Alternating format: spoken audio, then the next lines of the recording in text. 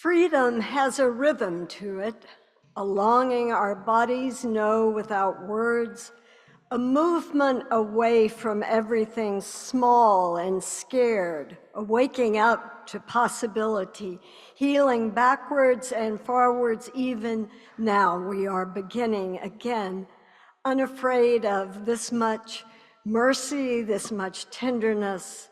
We come to lean in, to learn the sound of liberation, like the sound of our names receiving and releasing. We come to be free for more than ourselves, to call love the greatest liberty, to sing of loyalty, courage, and kindness, to remember we are all doing the best we can.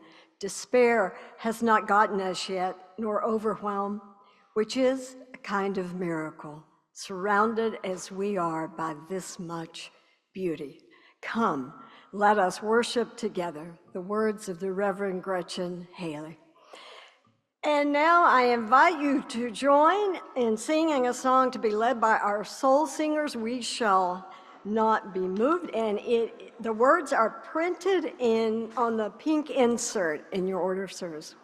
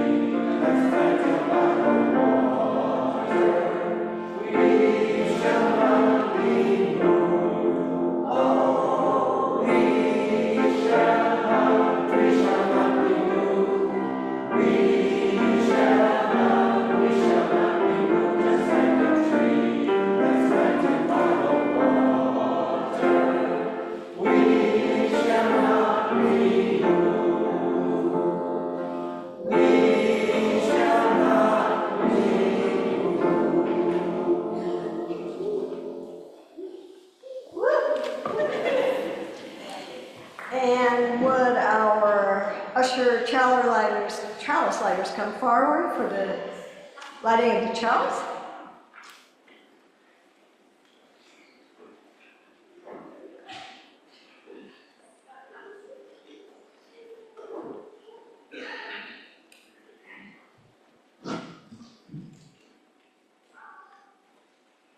Let this flame be unto us a symbol of the wholeness we seek. Its brightness dispelling gloom, lighting a path to faith and hope. Its glow reminding us of the sacred bonds that link us to all living things. Its radiance calling us to cast the light of freedom, justice, and peace upon all the world.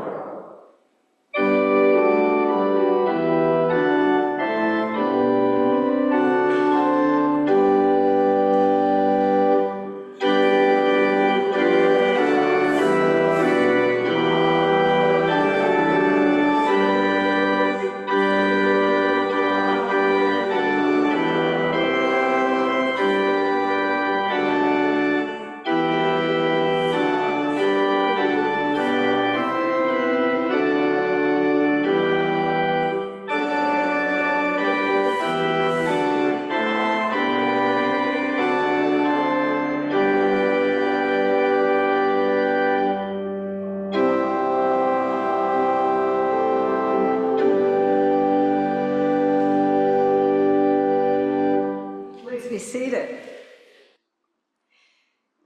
Good morning, and welcome to First Parish Church, Unitarian Universalist in Duxbury. I am the Reverend Susan Milner, and it is my honor and my great pleasure to have been serving as interim minister to this congregation. My pronouns are she, her, and hers. And we acknowledge that the land on which we meet, the land of the Wampanoag, Patuxet people, we gratefully acknowledge that, and we commit to support and honor their history and culture. Warmly welcome all of you on this beautiful June day, those of you who are members, friends, newcomers, visitors, those of you here in the room, and those of you with us through Zoom virtually. We're so glad that you can all be here. Today's a bit of an unusual day in that we will have this service, which will be a little bit shorter than usual. And I will not stop and greet you afterwards because we want to get you out, have you get your coffee pretty quickly, and then we're going to gather back here for the annual meeting. And please do come back. We need a quorum. I don't think it'll be a really long meeting or tedious. And we're coming back in here to do it because we will Zoom the meeting as well. When you do get your coffee, if you take a red mug, we'll recognize that you're new if you're a visitor, and we will welcome you and invite you to come back on any other day, which will be more typical. Again, one announcement. You know what's coming up in 2 weeks from yesterday. The Summer Fair, an amazing event, the likes of which I had never seen until last year. Looking forward to seeing it again, and hoping that as many of you as possible will sign up to help with that. It's a great way to put a volunteer foot in, and you can do that on the sign-up sheets in the parlor, and I'm sure Jim Hamilton will be around to help you do that.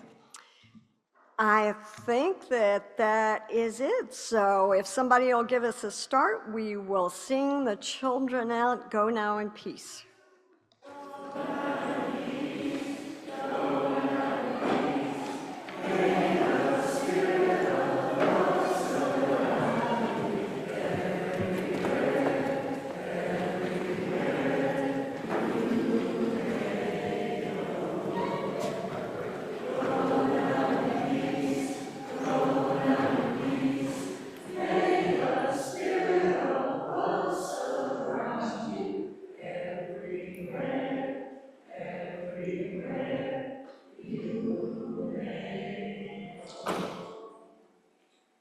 Joy Sawyer, our membership chair, representing membership, would you join me, please? Oh, you can all come, absolutely. The whole membership crew, even better. And would those new members who have joined in this past year who are here today, I know some are out of town, but if you are here, would you come and line up here, please? It's always a sweet moment to, oh.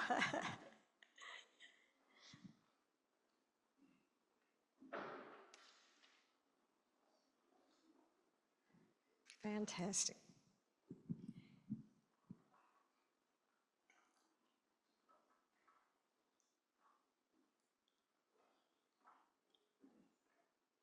This is such a pleasure. We can move down a little bit if we need to. Yeah. Come on. Among the most joyful moments in our common life as a congregation is this time when we welcome new members into this community of faith. People have gathered in this congregation for 393 years, seeking a higher purpose and a deeper life than they could find alone. Just as common bonds strengthen us for the task of living fully, so our differences make our community stronger. And in that spirit, we are grateful today for each of you who have decided to make a commitment to this congregation. Joy, would you introduce our new members? Do I say this first? No, you introduce them first. Okie dokie. I missed that note. Okay, so we're going to take turns here. So I would like to welcome Susan Shade and Tom Shade. Tom's not here, so she's going to take his little treasure for him. So anyway, welcome. We're glad you're here. I can't get rid of all the papers. You have too much going on. I do. And we'd also like to welcome Jen Whedon and Gary Boyle.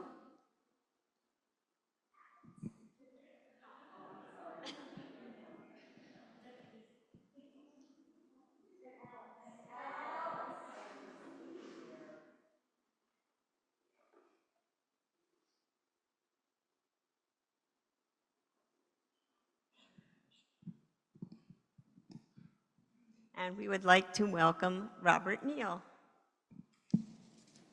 Thank you for joining.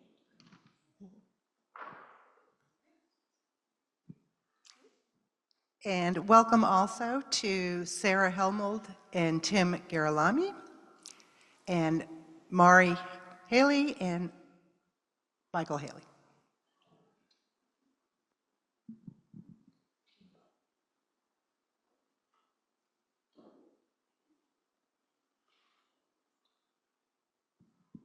And also Alexa Patnott and Ryan Patnott.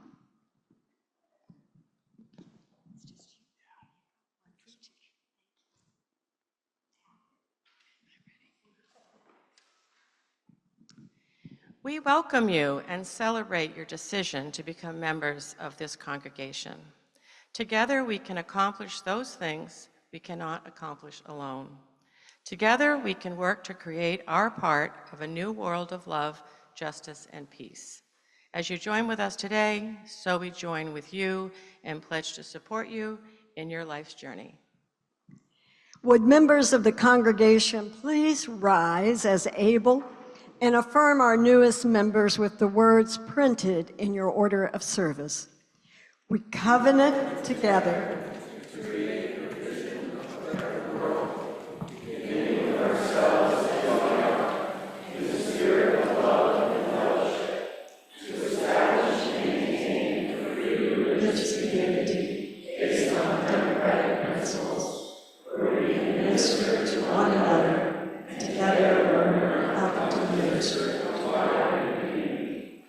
May your life in this congregation yield the fruits of the Spirit and deep ties of the beloved community.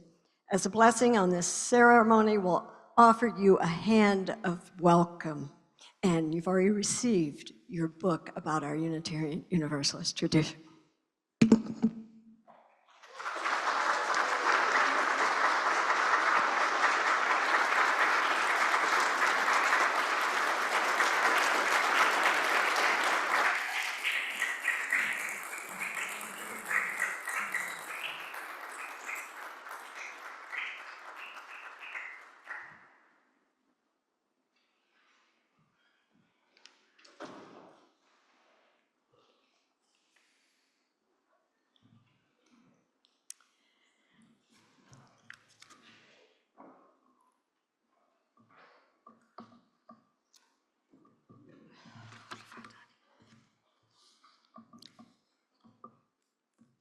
Talk about too many papers.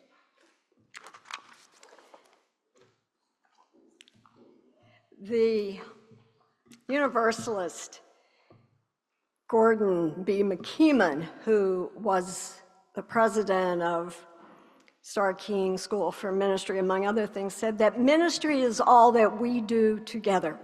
Ministry is the quality of being in community that affirms human dignity, beckons forth hidden possibility, invites us into deeper, more constant, reverent relationships, and carries forward our heritage of hope and liberation. I hope that on almost every Sunday, particularly when we do the offering, that I have tried to lift up your ministry, your many ministries, and the importance of that. It is the church. Ministers come and go, but you are the church.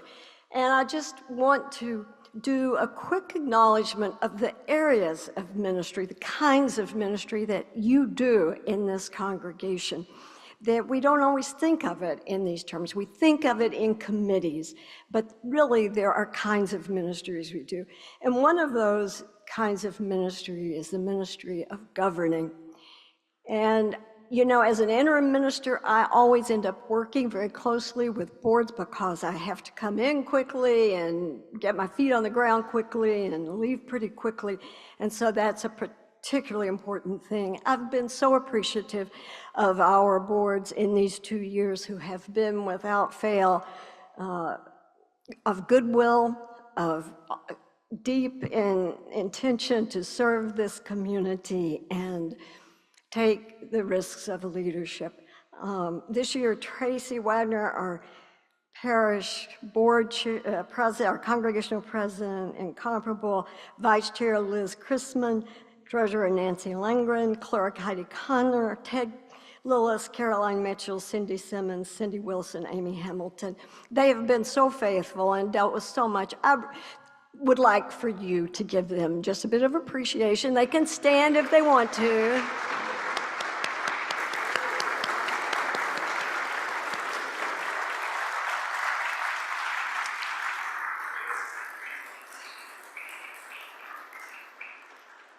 Thank you.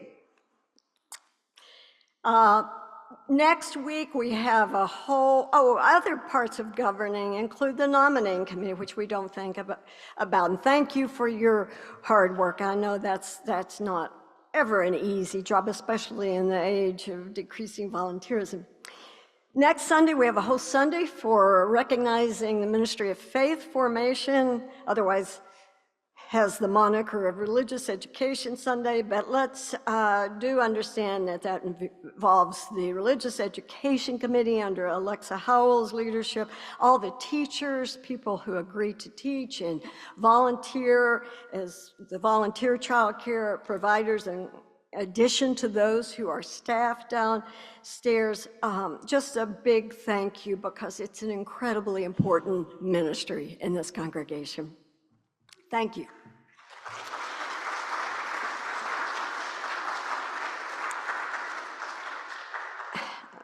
It always sort of blows my mind to realize how many people are involved in the ministry of Sunday worship and fellowship, because I know a lot of that credit gets given to the minister because we're foolish enough to get up here and share our ideas about things every Sunday, but it really takes so much more than that. The Music and Worship Committee this year under Cindy led Fiorini's, the people who have sung in the choir, the soul singers, my goodness, under Elaine Stefanski's leadership. Those, every Sunday, somehow there are ushers, chalice lighters, fellowship. Oh my gosh, you folks have the best coffee hour. And the fellowship committee under Julie Lillis' leadership is no small part of that. I will say, and I will go on the record as saying that this church has the loveliest flower arrangements that I've ever seen in any church.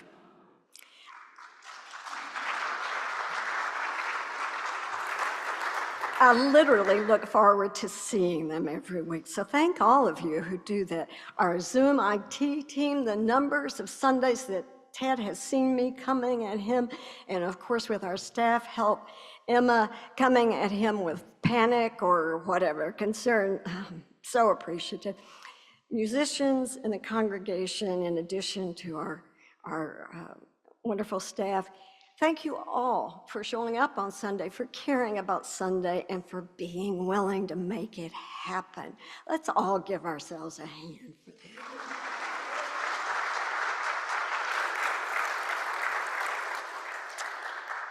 I have to look through the annual report to remember all the elements of the important and persistent ministry of justice and service in this congregation. Social Action Committee, which has been under Jean Pinvin's leadership this year, Share the Plate Box Project, the Indigenous Advocacy, the Tuesday Bag Lunch, such an important thing that Bob's key in, the Get Out the Vote efforts, Food Pantry. It's one of the reasons that we're all here. Thank you for that. Thank you for all of you who contribute to it, whether you leave something up here or take a part in putting lunches together. That, I think, deserves a bow. The Ministry of Community Nurture, our membership team, which we've already seen, our small group ministry under Heidi Connor's leadership, pastoral care. Michael Gardner does so much, but so do all the other people who give rides and meals. Communications, Tracy Wagner. There are lots of ways of nurturing community, and they're all important. Thank you so much. Another hugely important one is the Ministry of Stewarding Our Resources, and those are all kinds of resources. Of course, our stewardship team, which we've had 4 people, including Tracy, doing that this year. Our Building Use Committee, our Finance Committee, Carl Schweitzer and others, the cell towers, the trustees,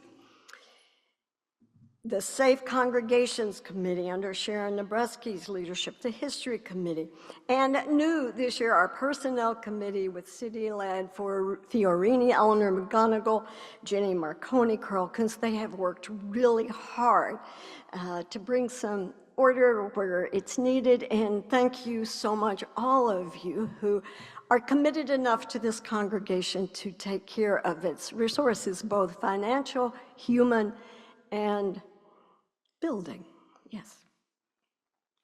This year, of course, we also had the Ministerial Search Committee. They've been introduced so many times, I won't go through that again, but I think we all agree that you folks managed to function very successfully this year. There are other committees and groups and efforts, I'm sure, that I have forgotten, but consider yourself included and your interim minister very fallible. Mostly just from my heart, thank you for making this church so strong. The morning offering now will be gratefully accepted.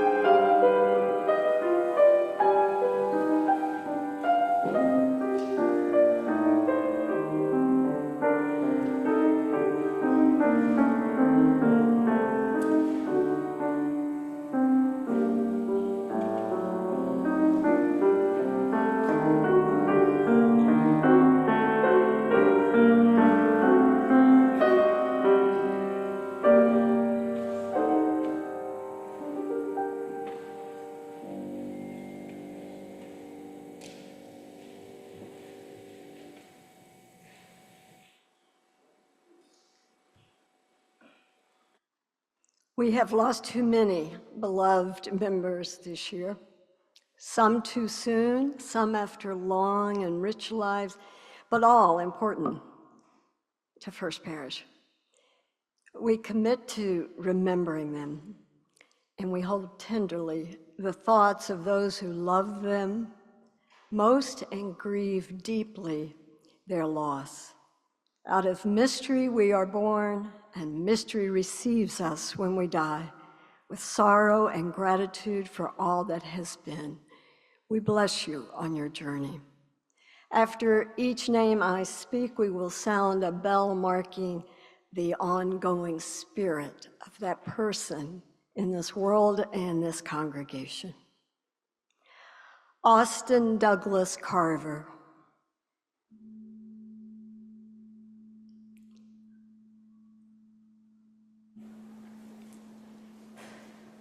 Philip Louis Balboni.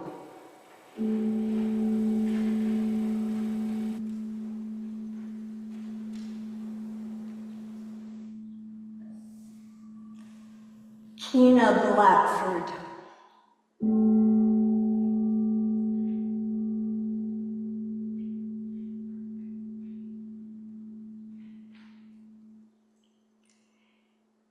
Nancy Roberts Herndon.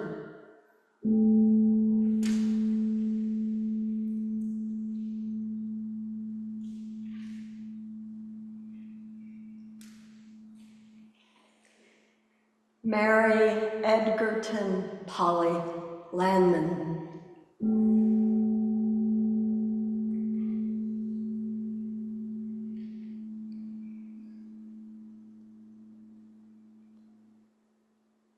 Carol Ann Scrivener Chapman.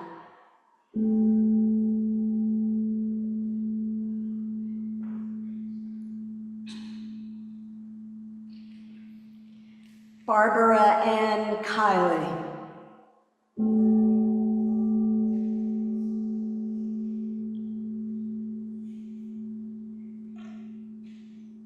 Martha Noyes.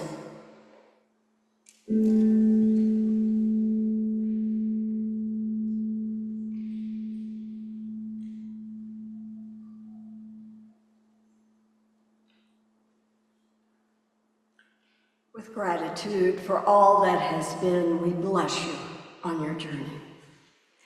Would you join, please, into a spirit of prayer, meditation, attention.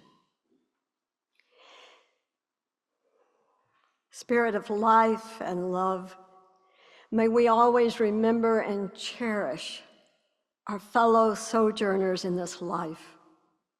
May we know deep in our hearts and souls that their lives are as important as ours, that every person deserves love and respect, that acknowledging our interdependence can transform the world. For the ways that we sometimes fail to do all that we might, for the times we could offer more understanding, for the rush in which we pass one another, we acknowledge our humanness. And for all the connections, the curiosity, the empathy, the love we experience with one another, for the moments spent laughing or sharing tears, for the vulnerability we are able to acknowledge, we are so grateful. Let us hold closely the healing, creating, precious reality of community and each individual in it, knowing that in the end, all are one together. Let us enter into the silence.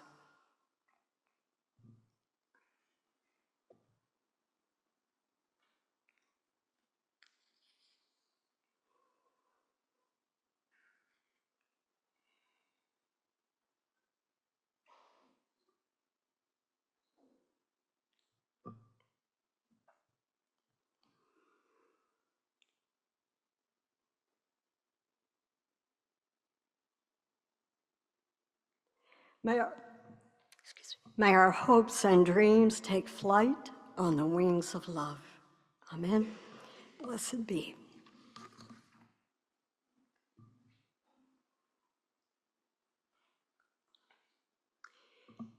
In the year 43 of the Common Era, what would that have been, 10 years after the death of Jesus? The Roman Emperor Claudius ordered his troops to invade Britain. The Romans quickly took control of what we think of as southeastern England, and they began to bring their citizens in to settle this new territory. But they had a problem.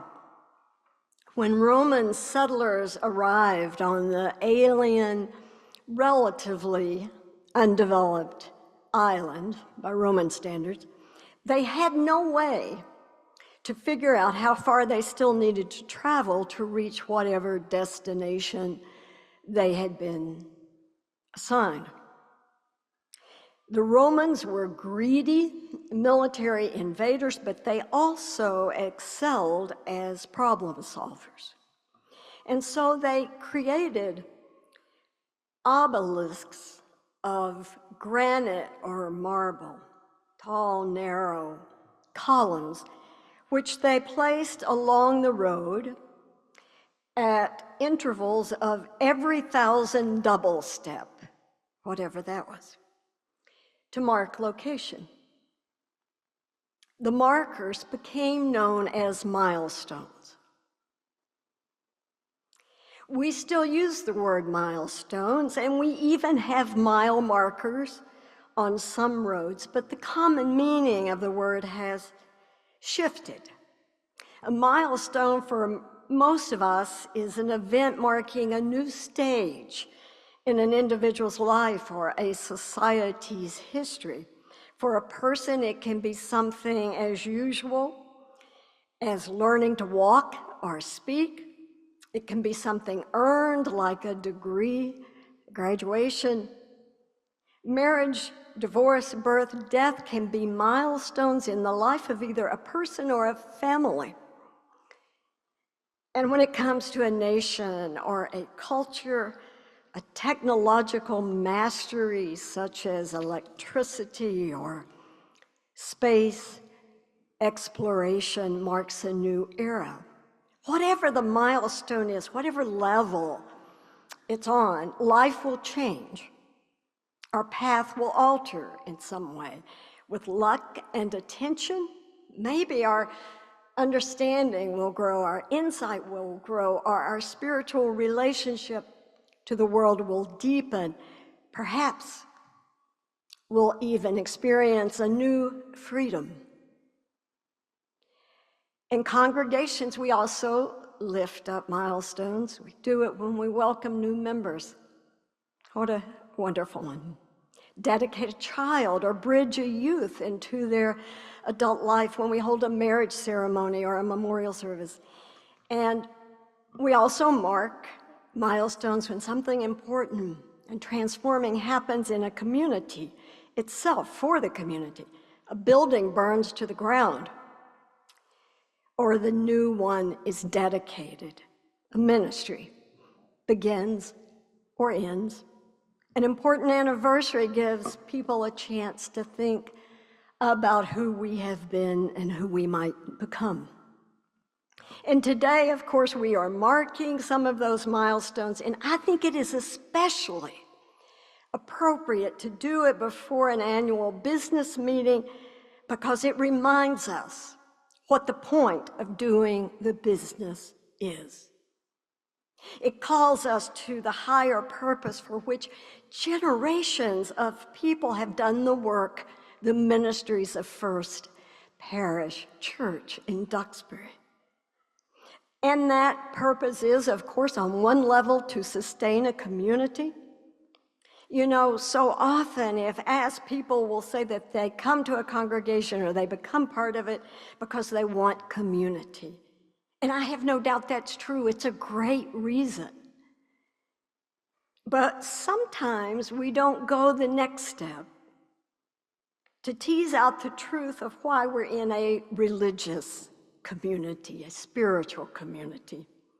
Perhaps we should acknowledge that one underlying reason we come to a community like this is to find and interpret the milestones of life that make the journey one of meaning and integrity and comfort and peace.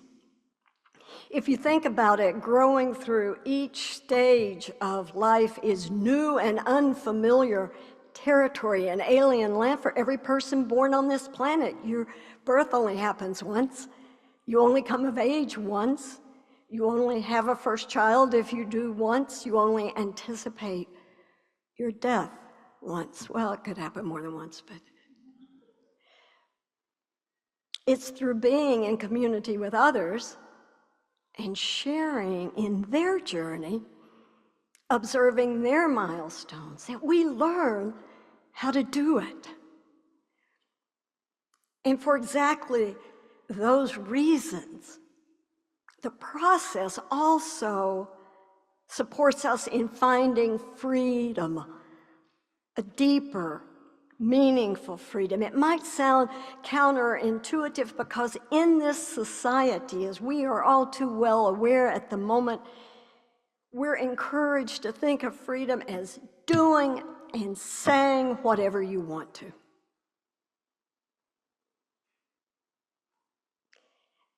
We have, again, lots of examples. But doing and saying what you want to without regard for other people, without taking into account what those things do to our own humanity, without holding our choices up to a North Star of deeper values, that's not freedom. It's just lurching through life in the loneliest of ways, where your whole moral and theological and imaginative universe is defined by where somebody's already been, or where you are in a moment, or what you want. Michael Secaucus, author of The Frailest Thing blog, writes, "Freedom is not about being able to do whatever we want when we want. It has nothing to do with following our dreams or whatever else we put on greeting cards and bumper stickers. Real freedom comes from learning to get out of our skull-sized kingdoms long enough to pay attention to the human being next to us so that we might treat them with decency and kindness and respect." That's why in a community like this, we challenge ourselves to live in covenant with each other, an understanding about how we will be together and treat one another. You see, we seek the ultimate freedom, freedom from being tempted to live by our impulses and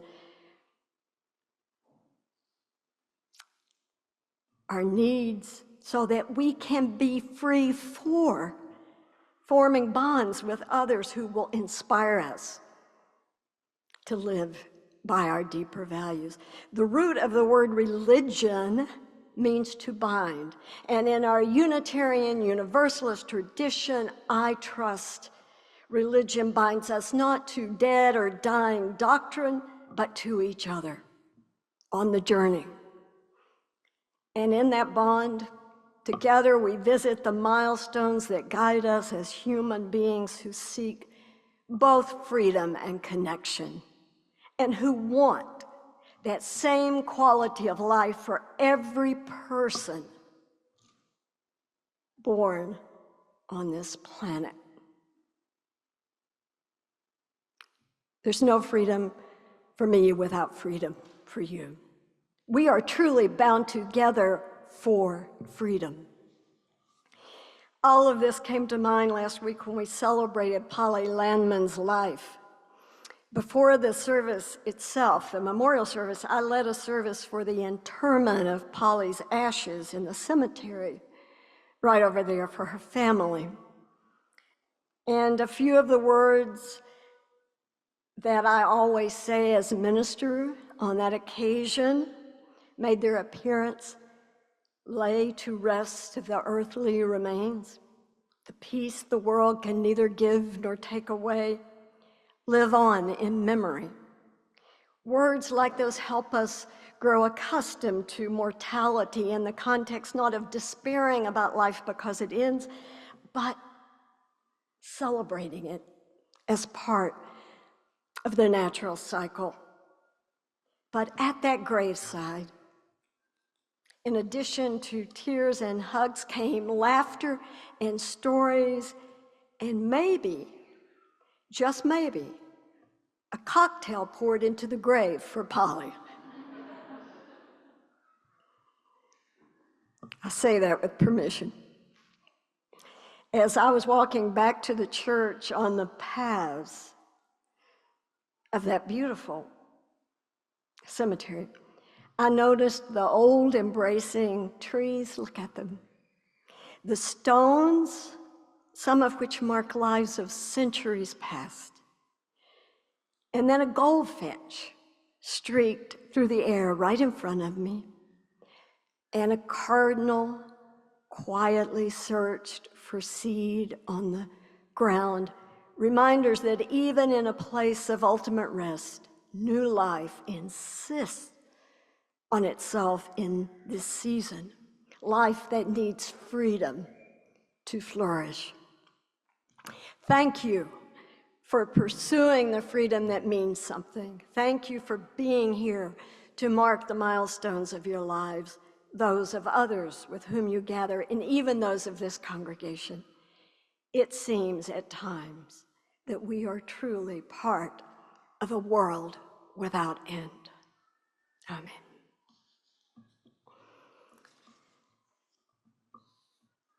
Would you rise in body or spirit and join in singing hymn number 131, Love Will Guide Us.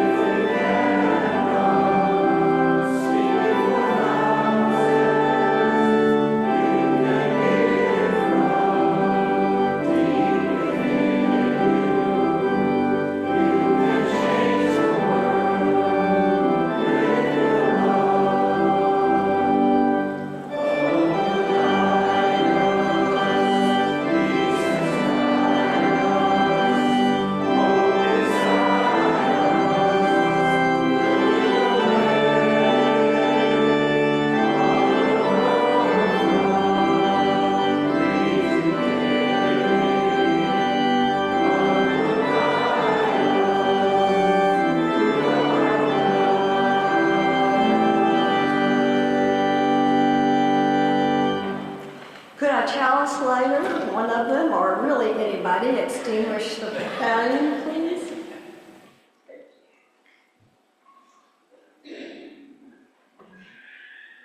And I will invite you to join in the words for this extinguishing in your order of service.